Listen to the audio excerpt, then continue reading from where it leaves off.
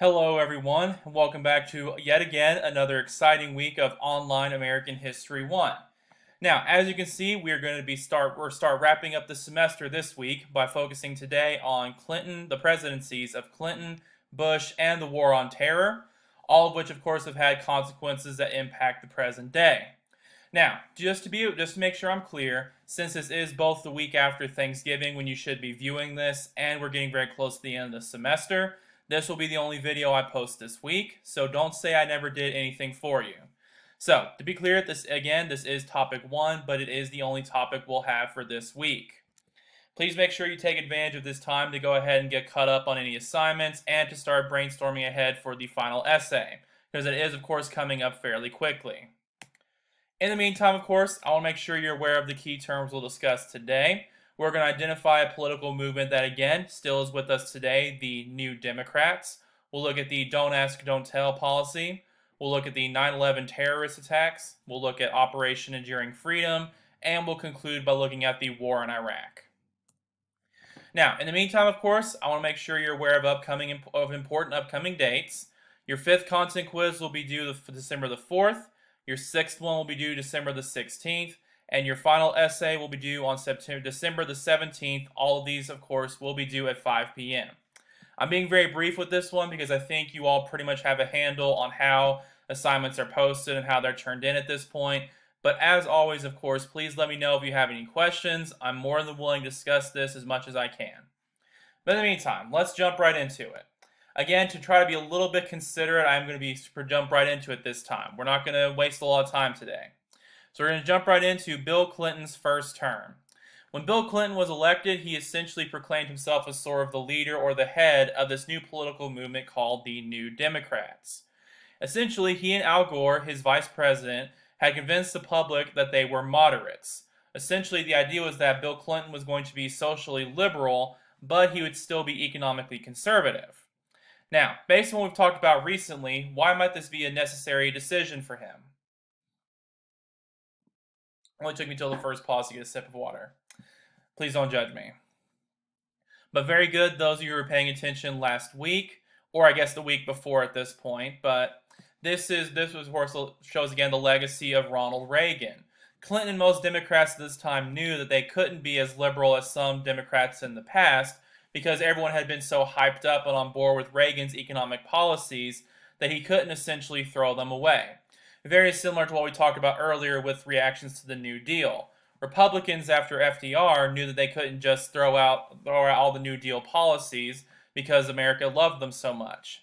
Clinton was essentially in the same boat, just from the other end of the political spectrum. A little bit of his background: he was the governor of Arkansas prior to running for the presidential election. He was the 46th president of the United States and defeated George H.W. Bush in his re-election campaign. And during his administration, it is noted that the U.S. saw more peace and economic stability than we had seen for many years previously. For example, a few successes of Bill Clinton's first term. It was the lowest unemployment we've seen in the modern era, the lowest inflation point in 30 years, the highest rate of home ownership in U.S. history, lowering crime rates in cities, reducing welfare rolls, and he produced the first balanced budget in decades and achieved a budget surplus. So again, one thing you've probably heard about Bill Clinton in the years after his presidency is that his personal life, as we will get into, of course, had plenty of issues, but he could be considered to be a relatively good president, at least in terms of his impact upon the country as a whole. In the meantime, I do want to talk about one of his major policies that he brought about and that he initially was campaigning on in his 1992 campaign. After you watch this video, I want you to be prepared to discuss the following questions, because this again will come up as you might imagine. What exactly was the Don't Ask, Don't Tell policy that this video is discussing? And perhaps more importantly, I want you to analyze it, of course. Most importantly, how effective was this policy in increasing the rights of the LGBTQ plus community, specifically in the military? Now, just to be a little bit nicer and to make sure you know a little bit more on what I want you to focus on, mainly keep in mind, was keeping homosexuals closeted while in military service an effective strategy? Why was this the case? Why was this not the case? Be prepared to discuss that.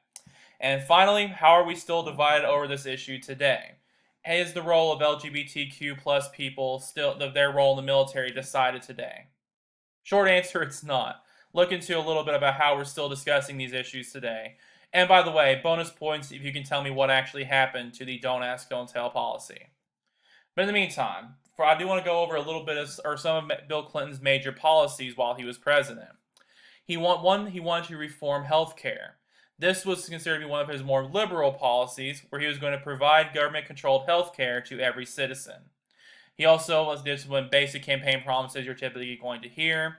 He wanted to upgrade education while also protecting the jobs of parents who are caring for a sick child. He also planned to restrict handgun sales, strengthen environmental rules, and lead to some welfare reform. Specifically, he wanted to give states the power to decide how they'd run welfare, put a cap on how much aid a family could receive, and put more conditions on receiving food stamps. So essentially, you'd have to provide more proof that you're working to get a job, potential drug use restrictions, things like that. He also spearheaded the North American Free Trade Agreement, known as NAFTA, which would lead to the removal of many trade restrictions between the U.S., Canada, and Mexico. Now, this, of course, is one of the more controversial trade decisions of recent times, because on the one hand, it did lead to more trade surpluses and increased trade. However, the business sector was benefited by being able to relocate to Mexico, where the costs of production and labor are much cheaper. So essentially, when you hear about outsourcing relocation, this is essentially where it got its start. So, in summary, how did these new policies demonstrate new Democrat ideology?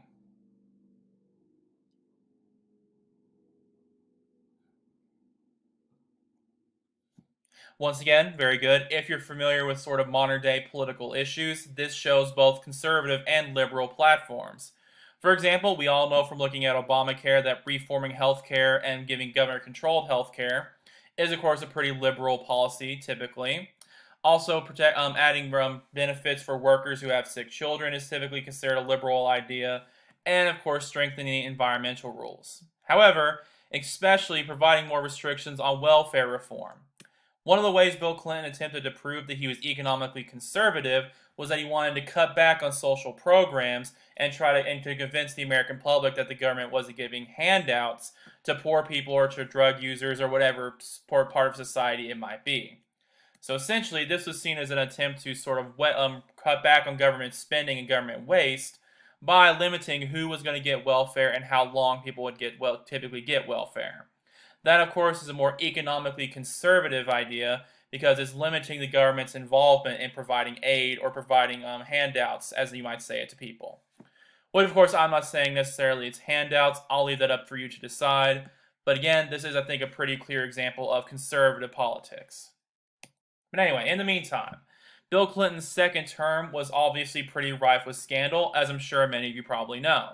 Some of you who are older than me, for example, can probably remember these scandals pretty clearly. For example, in 1993, Bill Clinton was caught up in the Whitewater affair and investigation. He was accused of having taken part in fraudulent loans and land dealing in Arkansas and using his position as governor to hinder law enforcement and cover it up. Also during his presidency, Mrs. Clinton, of course Hillary Clinton, was accused of participating in wrongdoing at her former law firm. And as I'm sure many of you have probably heard, many Clinton associates were convicted of crimes, but the president and the first lady were never involved in any direct wrongdoing as far as anyone could tell, or at least convicted. And also, of course, most infamously, in 1998, the Monica Lewinsky scandal occurred. Clinton initially denied sexual relations with the intern, but later admitted to having an inappropriate relationship with her. Now, some of you may know, this led to Clinton being impeached, but he was not ultimately convicted. Essentially, for some of you who are unfamiliar with the impeachment process, it's very similar to what Donald Trump went through in the last year. I think it was just last year. This year seems to have taken about 15 years out of my life. But he was impeached, so impeachment is not enough to get you removed from office. He was not convicted by the Senate, just like how Donald Trump was not convicted by the Senate. So again, this is still something that's pretty hotly debated to this day. Was it the right decision to not convict Bill Clinton and to not remove him from office?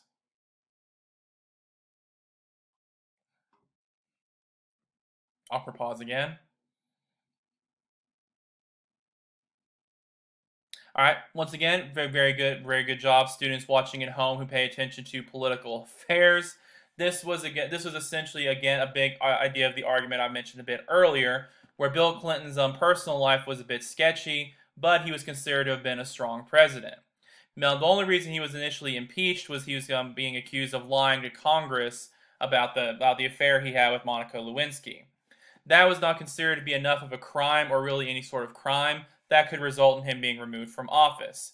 Very similarly again, and don't worry, I'm definitely not going to take sides on this one, but to how many major Republicans claim that Donald Trump should not be impeached because he had not been convicted of a crime. So again, it just depends on your interpretation of what kind of behavior and what kind of offenses should actually result in someone being removed from office. So again, I won't get into that one too much because that's another one's pretty largely up to opinion. Although one thing I will throw out there is do consider checking out Monica Lewinsky's Twitter. It's actually remarkably hilarious. But in the meantime, let's go ahead and go into the George W. Bush and his election. This, of course, is supposed to be the election of 2000, by the way. Don't worry. Actually, let's go ahead and just add that right now so I don't have to worry about forgetting. Voila. Hopefully you won't judge me too harshly. It is Thanksgiving week. But anyway, George W. Bush's election was one of the most controversial in American history, perhaps even as controversial as the election we all just went through. Now, as some of you may know, the election was of course very close across the board and was only decided by about 537 votes in the state of Florida, where of course Al Gore and his Vice President Joe Lieberman were running against Bush and Dick Cheney.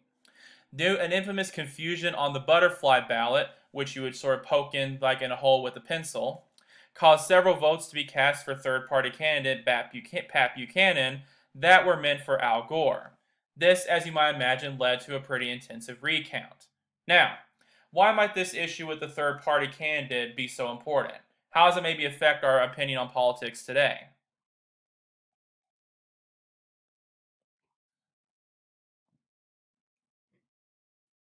Very good. People who are paying attention in the election cycle, this is where we get a lot of our modern fears about voting for third-party candidates. I'm sure many of you, especially if you identify as libertarians or express a strong desire to vote for a third-party candidate, heard the idea that if you vote for a third-party candidate, you're wasting your vote because it could lead to someone who they think is even worse actually winning the election.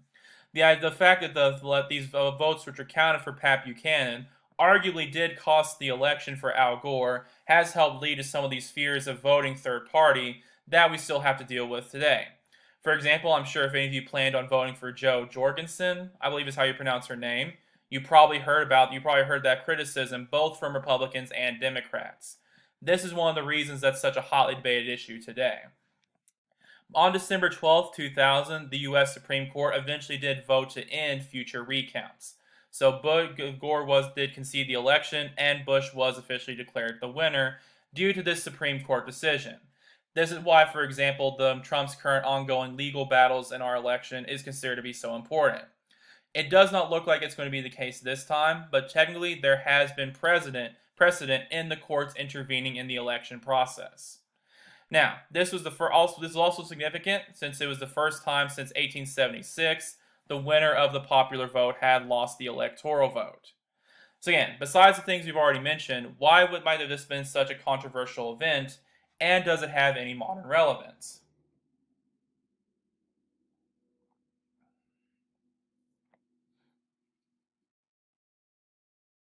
Very good. Once again, students watching this at home, this of course has relevant with modern issues of accusations of voter fraud or voter misconduct, which you can see with the butterfly ballot issues and how they were being counted, and I already mentioned how it can show the potential role of our court system in the election. But I also think it's worth bringing up that this is also where we get many of our modern debates on the role of the Electoral College and the popular vote.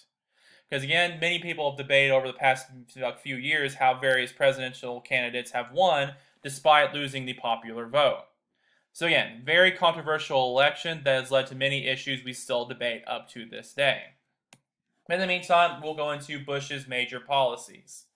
A couple of his major domestic policies was to try to extend freedom, opportunity, and security at home, but also, of course, doing it abroad. For example, like many Republicans, and like Reagan, for example, he wanted to do major tax cuts across the board to try to jumpstart the economy. He was also prominent in giving out education vouchers.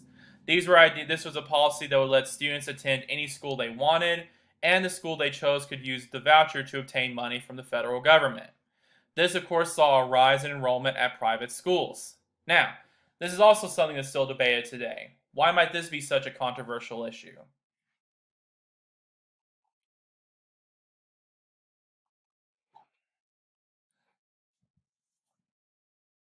Okay, this one might be very relevant for those of you who are involved in education or know anyone who's in a teacher or some sort of school administration position.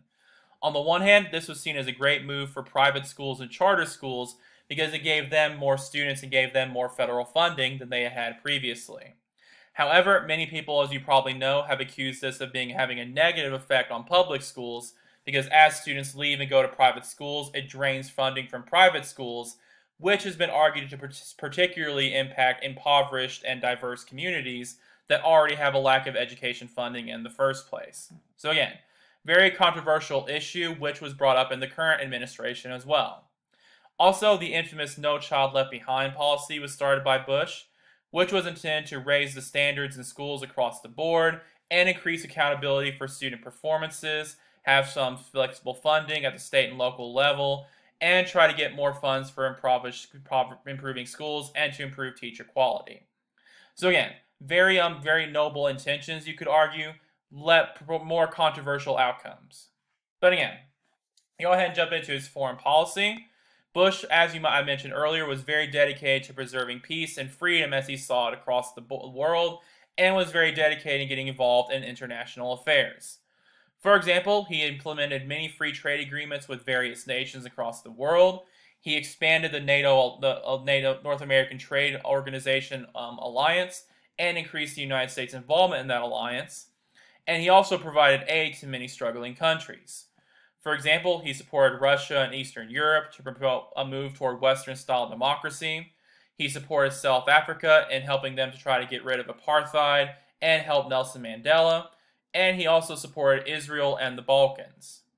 Now, going back to the U.S. Cold War policy for a little bit, why do you think Bush would engage in this kind of foreign policy?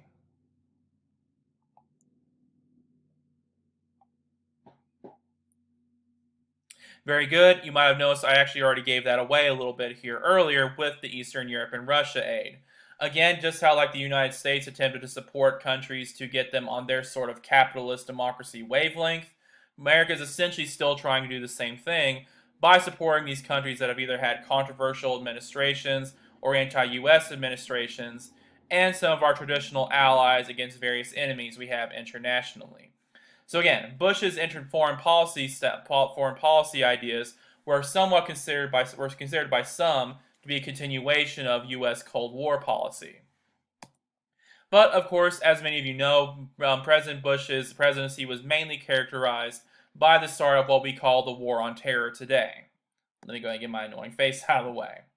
This, of course, is considered by most historians to have begun with the September 11th, 2001 terrorist attacks, when the New York World Trade Center, the Twin Towers, and the Pentagon were targeted by Al-Qaeda attacks.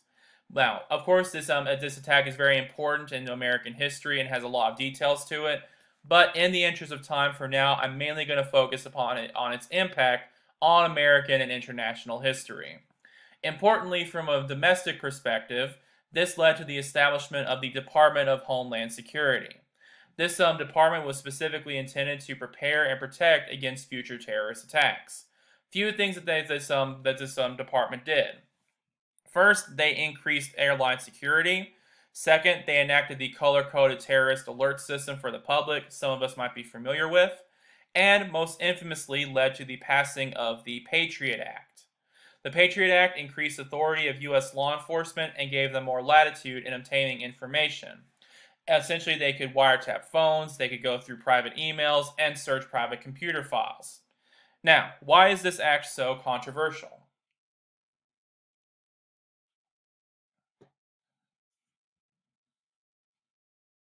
Once again, very good job, students at home.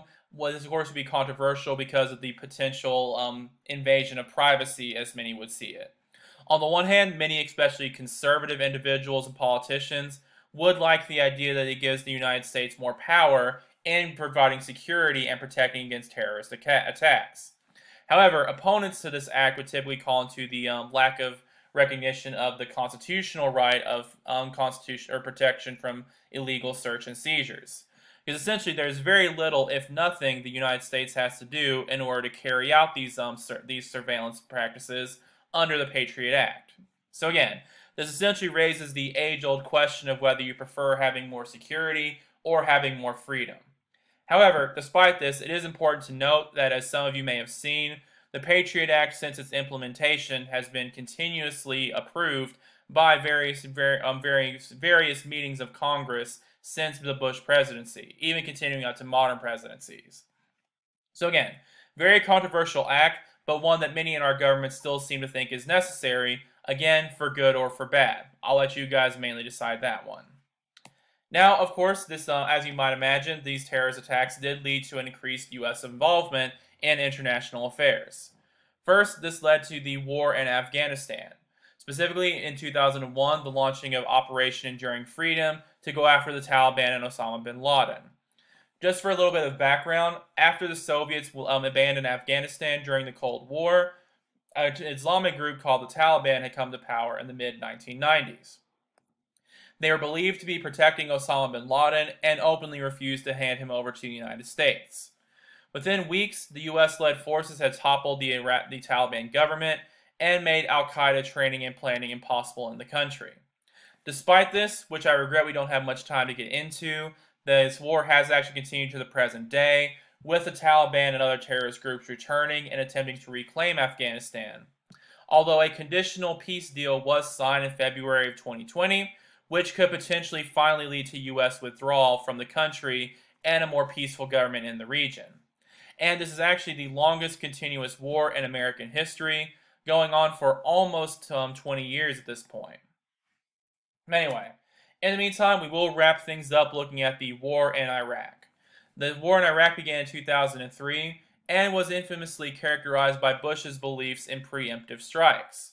He essentially believed that we should attack first instead of sitting back and waiting for future terrorist attacks. Most importantly, he believed that Saddam Hussein had al-Qaeda ties and was hiding weapons of mass destruction, or WMDs. This seemed to be supported by various intelligence reports, and it was known that Saddam had a history of using chemical weapons. Bit of a history fun fact. Does anybody know why he had this history?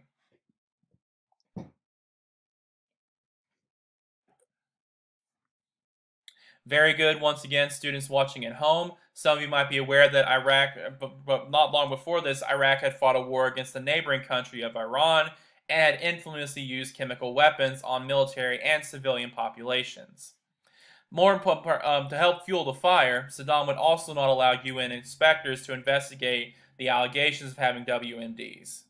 As a response, the United States did invade and took only 21 days to overthrow the government of Saddam. They eventually did find him hiding in a hole, and he was tried for crimes and executed by the new democratic government. However, the WMDs were never found, and there was never any direct evidence uncovered that Saddam had been planning to use WMDs on neighboring countries or the United States. So again, bit of a question we've been asking really since this war happened. Was the war in Iraq justified?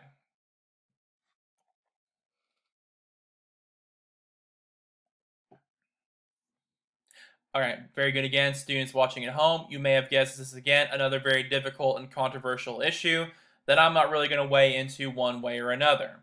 On the one hand, many people would point to the things I hinted at a little bit earlier, that Saddam Hussein's regime was really far from a peaceful one and a productive one for international relations. So many people would think that the ending of his regime and his execution would be a good thing for international relations. However, many people do also see this as a continuation of the United States fabricating or exaggerating allegations in order to justify foreign intervention with regimes they don't agree with. So again, this is sort of a discussion for your priorities. Is it more important to remove negative regimes and potentially harmful regimes, and maybe use a preemptive strike to go after a dangerous country, or does the government need to be totally transparent and not potentially make up or exaggerate allegations against the country to justify an invasion. So again, really depends upon your point of view. But to wrap things up, what I'd like you to do is to watch this video on Muslim Americans post 9/11. Because while, of course, I would never attempt to downplay the severity of the 9/11 attacks, one thing I do also want to do is show the perspective of Muslim Americans and how their life has been affected after the 9/11 attacks.